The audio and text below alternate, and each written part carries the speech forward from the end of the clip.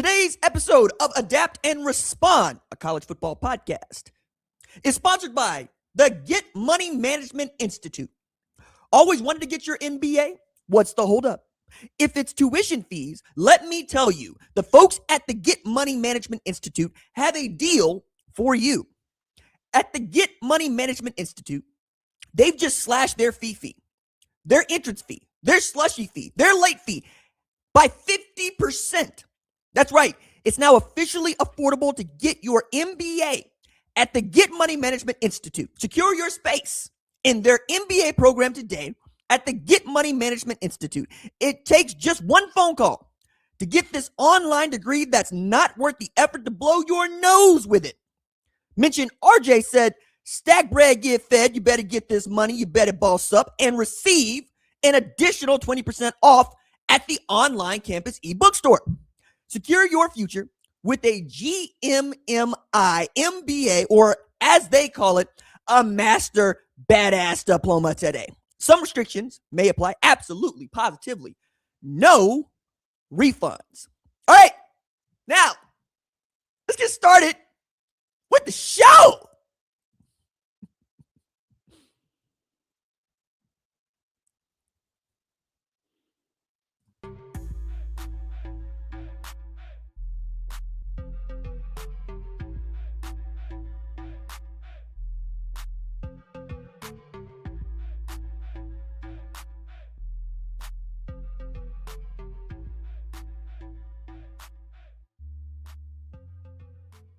What's up again, folks? It's RJ Young. I am not on a step mill. If this is your first time watching Adapt and Respond, thank you for joining us here. We talk college football year round. If you're into that, hit that subscribe button, like this video, answer the question in the comments below.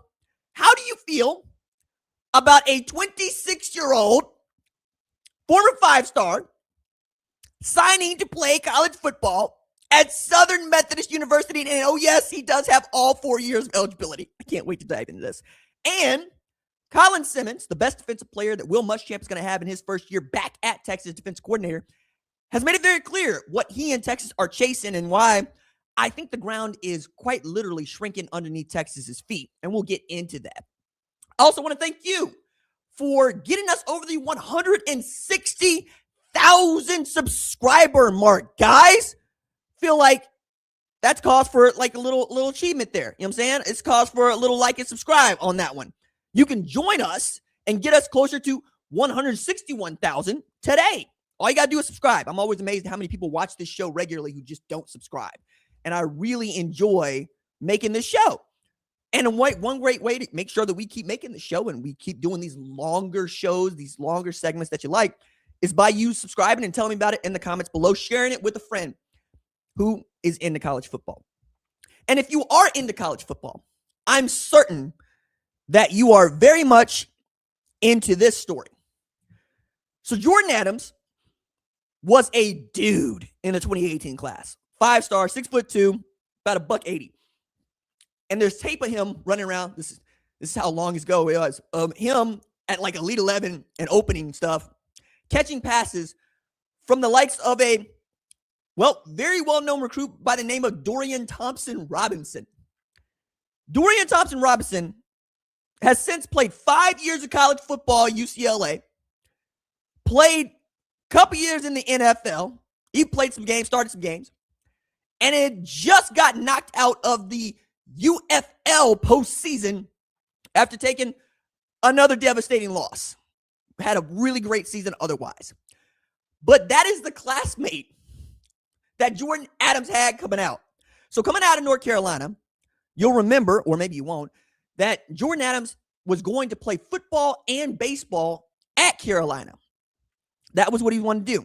He wanted to be that dude that was playing both sports, not unlike Kyler Murray and what he was doing at A&M to start his career and ends up doing it at Oklahoma. Not the first dude to do it, probably not going to be the last dude to do it, to play baseball, and football. Jameis Winston also.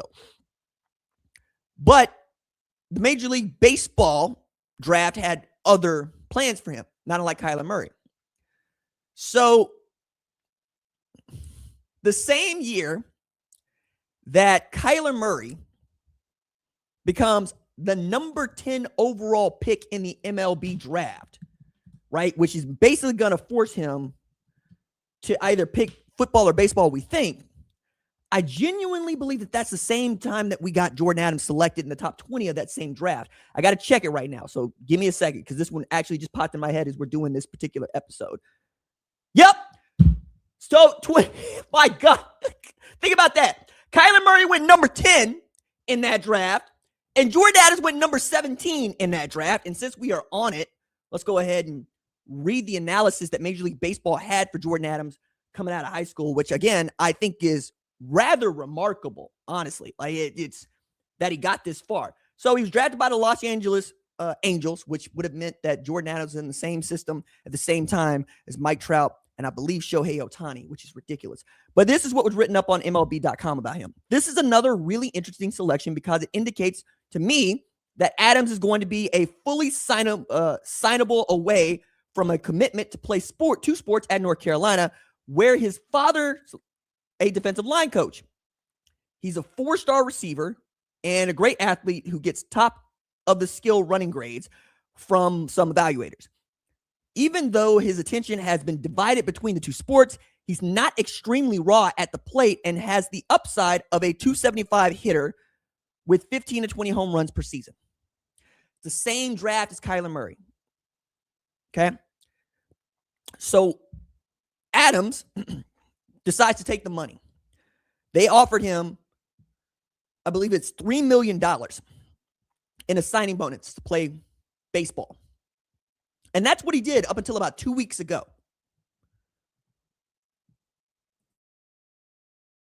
Excuse me, I need a cough, and you need to hear that. I need a cough button in here. So he comes out as number 3 wide receiver in 2018 class, number 14 or 15 prospect overall, according to the 247 Sports Composite at the time, 5-star. And he decides to take this money, that's $3 million up front, to play in the Angels system. And he played a lot of baseball in the minor leagues. Matter of fact, up until just May 20th, he was still playing for the AAA Nashville Sounds. And as a part of the Angels farm system, he actually did climb into the show. He made it to the show, played 28 games total, 17 for the Angels, and spent a little time with the Baltimore Orioles and the Milwaukee Brewers. But in total, we're talking about, again, not 28, 38 games, and 13 hits, 6 scored runs, 1 home run, and 5 ribbies. That's not bad, guys. That's actually pretty damn good. But again, he spent most of his time in the minor leagues, 2,400 at-bats in the minors, 678 games. It looked like it had just run its course for him. And he's coming to understand that at 26, when most guys are looking at perhaps their second deal and making a lot of money, that Jordyn Adams was not going to be able to do that. So hopefully he got to pocket a lot of this cash. And in being able to pocket a lot of this cash, can go to school. Now, what's interesting is his eligibility, right? So the NCAA is expected to adapt a new eligibility standard, which is going to limit the age for college football players. Like the days of 25-year-olds playing college football are probably gone, right? So what we have here is 5 for 5. So you have 5 years to play 5 years. And that clock begins immediately after high school graduation or on your 19th birthday, whichever one comes first. And if it's adopted, it would dramatically affect the current system. But Adams is not enrolling at SMU with that rule in place. And he never enrolled at UNC, which is extremely important. He just signed with the Angels. So he never even stepped foot on Carolina's campus, kept all of his eligibility. So he never started his clock. So he can be a 29 or 30-year-old senior at SMU catching passes. He's not the first older college football player to come back from playing Major League Baseball or trying to, and going back to play college football. Chris Winkie famously did this with the Florida State Seminoles. Brandon Whedon did this at Oklahoma State, and he led what is the best Oklahoma State team of all time, 2011 Oklahoma State, Whedon to Blackman. If you remember, Monty Harrison made some noise last year as he was an older man who decided to walk on at Arkansas in 2023 after spending damn near a decade playing professional baseball. What is interesting about Adams is that he's going to an SMU program that is good. and he'll be an old man on it already. And if he's still got some twitch and some wiggle, and I like to think he does because he's got to use his hands at the plate to go quick, fast, and in a hurry, he's going to be able to catch some passes. And if he can catch some passes, we're talking about a guy who is going to be a grown man playing college football. He's going to be a true freshman, older than most rookies in the NFL. Wild story that I hope we continue to get to cover. This is, I think, outstanding news. I really am into this. I'm enjoying this. I want all the good things for Jordyn Adams, and I hope you do too. All right. On the other side, let's talk about Texas, one of my favorite topics, and what Colin Simmons is chasing.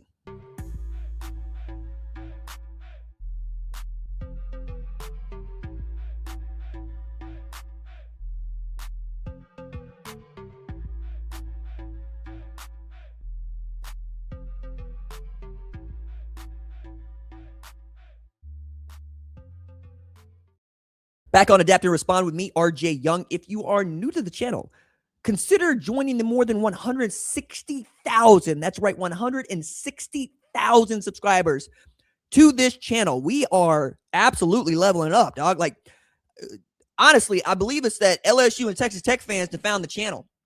And I hope that's what it is, because since Coach O returned and since Texas Tech has been out here looking kind of foolish with the quarterback, but also telling Steve Sarkisian to put his money where his mouth is, that's what we've been talking about. Say nothing to Texas Tech's softball team feels like it's in its villain era, and they look like repeating, especially Oklahoma not being there in the softball. But let's talk about Texas, who has been a program that we have expected to play for a national championship for the better part of 2 decades now, right? You got to take it back to 2009 for the last year in which Texas made the national championship game. And at the time, it felt like Texas was going to be one of those teams that's popping in and popping out pretty regularly, right? Because they had been there in 2005 and they won it. The Vince Young game against that 2005 USC team. We will remember it forever because that USC team is a monster. They're amazing. And Vince Young called game at the Rose Bowl and then put the rose between his teeth, dog, after just running past the pylon. Now we're into the Stark era, where I believe Sark's starting to feel it, not necessarily from Texas, but from the rest of us. I think Texas fans, by and large, don't have beef with Sark. He's done a good job. They went 10-3 last year, but they missed the college football playoff, and they beat A&M. Had they not lost to a 3-9 Florida, because that's a really difficult one to overlook, they might have made the college football playoff, because really it's the one score lost to Ohio State. Okay, that's fine. You're able to beat an Oklahoma team that beat an Alabama team that looked good, also won 10 games. But that Florida game just kind of bugs, right? Especially knowing that A&M got into the college football playoff, even though you won that game, you know? I mean, the more I look at this, the more I ask myself this question of, is it that we expect Texas to be so good? Or is it that Texas expects themselves to be so good? And I think it's more like we expect Texas to be that good. Because when you think about the 27-17 win that Texas had, Arch looking good, that A&M can't seem to get over it, and A&M gets in the playoff, I think I was more impressed and or shocked. I should say shocked, not impressed, that A&M got in over Texas. Now, it measures out, right? If I go back through it game by game, I see it, I understand it, especially that win at Notre Dame. It's huge, it's massive. And you were expecting A&M to finally get something done, especially knowing that Texas could not be bothered to run the football well all year long. And still, they were able to get a win against the number 3 team in the country as the number 16 team in the country. And Arch didn't play tremendously well. He didn't play tremendously bad either. I mean, I remember that game being one where Quintravion Wiesner might have been working his way back into somebody's good graces. Now he's at Florida State, and they have shuffled out the running backs, and they brought in guys like Raleek Brown and Hollywood Smothers, and they bolstered the receiving core with Cam Coleman, who everybody expects to be really good all of a sudden. I'm not sure about that. I'm just looking at his production at Auburn. Now, you could make the argument that Jackson Dart ain't a good guy for you to start, basing production on. And I'm going to say, what about Ashton Daniels? He was spinning it the last 4 or 5 games for them. I'm also going to say, look, it's been a while since I was terrified of a Texas wide receiver. I really got to take it back to George Shipley the last time I was legitimately afraid of what a Texas wide receiver was going to do. Devin Duvernay was extremely productive, But we're not looking at Texas expecting them to have dudes that are matchup nightmares. Cam Coleman is supposed to be one. Ryan Wingo is supposed to be one. They have not emerged into being one, right? You're also going into the magic year for Arch Manning. Should he return for a fourth year? Okay, we'll talk about it. But for now, let's act as if he could be the number 1 pick in the 2027 NFL draft. Difficult thing to turn down. On the defensive side, Anthony Hill is gone, but Rasheem Biles is there. And, of course, Colin Simmons is there. So, as I almost knock over my tray here, it's got my notes on it. Sometimes I use the notes, as you very well know. But what was happening with Colin Simmons during the middle of the year is interesting because he played well at the front. And he played kind of well kind of well toward the middle, and then not great, right? So looking at his production, you could see why he's a top 10 pick in the 2027 NFL draft. And he might stick there, right? 15.5 tackles for loss, 12 sacks. I think he was the SEC's leader in sacks last year. And there were a lot of people that were coming after me because I would continue to say that Anthony Hill's the best player on that defense. And they would say, Colin Simmons exists, dog. I'm going, all right, second team All-American. Now it's his team. Now it's his turn. Now I expect him to rise up. And he was asked about what is changing with him or what has changed with him that has kind of freed him up. This is Pete Nakos over at On3. He asked this question. This is what Colin Simmons had to say. Just taking the pressure off myself towards the middle of the season and just being me, playing how I normally play, just being loose, attacking pretty much. When I just go out there and have fun, I just want to win and play to compete. Not anything earth-shattering there, but I am going to say that defensive players, for the most part, especially on the line and in the front seven, play on emotion. It's a real easy read for them, the game. You know, they got attack this, attack that. But some of y'all remember the program. And if you don't remember the program, go watch the program. But you'll remember James Conn, coach, being in the film room. And he's looking at Alvin Mack, linebacker. And he's asking Alvin what is his assignment given the play that they think they're in, or I should say the formation that they're in, the formation that the defense is in. And he would say things like, kill the quarterback. He'd say things like, hit the running back so hard his girlfriend dies. And then my favorite, kill everybody. Like, it's real simple for defensive players. You know what I'm saying? See thing, hit thing. Wait, give me the ball. You know, or the replacements with John Favreau playing that fullback / linebacker where it was real Gene Hackman going up here. Danny, I need that ball. Give me that ball. Give me the ball. Give me the ball. I'm going to get you the ball. I'm going to get you the ball. And he goes out there and he's saying it to himself. Get the ball. Yeah. He's trying to knock that thing loose. Or, you know, Waterboy, same difference. Give them a directive. Make it clean for them. And you know what? I know I'm sounding trite here, but this is true, man. Like, my favorite example of making the game simple for a dude that is as athletic and smooth and smart and fast as Colin Simmons is Kenneth Murray Jr. Kenneth Murray Jr. showed up to Oklahoma playing outside linebacker. He was forced to play inside linebacker as a true freshman because of injuries. And he started. I think he's the first true freshman to start at linebacker for Oklahoma. I should say middle linebacker at Oklahoma since 1975. And it was a big deal at the time. I want to say this is 2017, 2018. Okay. And he was good. But in Mike Stoops' scheme, he looked lost. He didn't look like he was where he was supposed to be. He didn't know what the defense was supposed to do. But you could see that K2, man, 6'2", 240, can run. My God. Just a specimen. Ends up being a first-round pick in the NFL draft. But to get there, needed a change in scheme and a change in coordinator. So Alex Grinch showed up, and there are a lot of things that you could say went bad about the Alex Grinch experience, but not one of them went Kenneth Murray Jr. Kenneth Murray Jr. was moved to Will because they played with two inside linebackers, right? A Mike and a Will. But in moving him to Will, Grinch just said, hey, if the running back does this, do that. If the running back does this, do that. And if the running back flared out, Murray would shadow him and then try to take his head off when there was a little screen pass or a flat route. If the running back stayed in, he tried to kill the quarterback and the running back. And it made it easy for him to just chase people down and hunt the ball. And I'll never forget that against Derek King at Houston. That was what he was doing. He would just trigger. He saw the thing and he hit the thing. And when you have that kind of speed and that ability, we don't need to make the game complicated. You don't need any tricks. You just give them the directive that works within the scheme. And I think Will Muschamp is going to do that for Colin Simmons. So when Colin Simmons says toward the end of the year, finally Pete Kwiatkowski just let that dude play and he got off his own head, it was great. So now what are we looking at? We're looking at Colin Simmons going into what is his money year, his magic year. And what does he want to do at Texas? He said this, quote, national championship, dog, the national championship. All the individual rewards will come with it, but I just want to win, win, win, win. To which I will say, it's nice to have goals. It's nice to have things that you would like to see done. I think perhaps you should continue to seek that goal.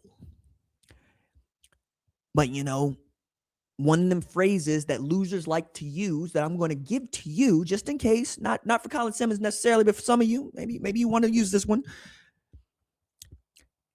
Shoot for the moon so you land among the stars. As for the rest of us, bring me the moon or don't come home. By the way, the moon means national championship. If you like the show, send it to somebody else that likes college football and have them join the train. All right, doses.